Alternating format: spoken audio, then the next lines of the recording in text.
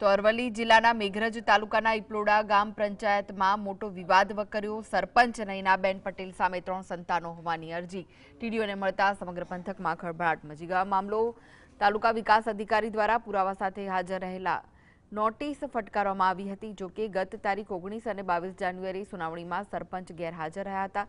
સરપંચ નયનાબેન પટેલ તાલુકા પંચાયતમાં 45 દિવસની રજાનો રિપોર્ટ મૂક્યો, જેના પગલે હવે રજા પૂર્ણ થયા બાદ સુનાવણી હાથ ધરાશે।